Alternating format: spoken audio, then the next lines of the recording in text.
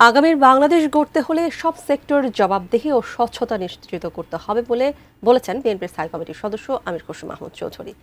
দুপুরে রাজধানীর কাকরাইলের আইডিইবি ভবনে পপুলার লাইফ ইন্স্যুরেন্স কোম্পানির 25 বছর পূর্তি উপলক্ষে আয়োজিত আলোচনা সভায় তিনি এসব কথা বলেন।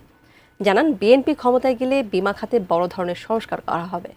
বিগত সরকারের আমলে ব্যাংক ও ইন্স্যুরেন্স খাতে ব্যাপক দলীয়করণ হয়েছিল বলেও মন্তব্য করেন তিনি। কোম্পানির চেয়ারম্যান মোহাম্মদ জহিরুল ইসলাম চৌধুরীর সভাপতিত্বে অনুষ্ঠানে বিশেষ অতিথি ছিলেন কোম্পানি পরিচালক আমির হুমায়ুন মাহমুদ চৌধুরী ও মোহাম্মদ মোতাহার হোসেন।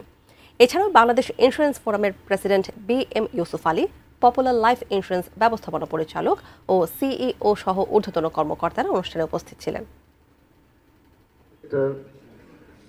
সবকিছু মিলিয়ে আমরা বিগত দিনগুলোতে যেটা দেখেছি, এটা বড় ধরনের লুটপাটের একটা মহা উৎসব চলেছে বাংলাদেশে। আগামী দিনে যদি বাংলাদেশ জাতীয়তাবাদী দলকে জনগণ দেশের দায়িত্বভার দেয়, আমরা এটা চলতে দেব না। আগামী বাংলাদেশের অর্থনীতিকে যদি এগিয়ে নিয়ে যেতে হয়, একদিকে ডিরেগুলেট করতে হবে, নির্বাচিত সরকারের মাধ্যমে আপনার কোম্পানিগুলোতেও জবাবদিহিতা আনতে হবে।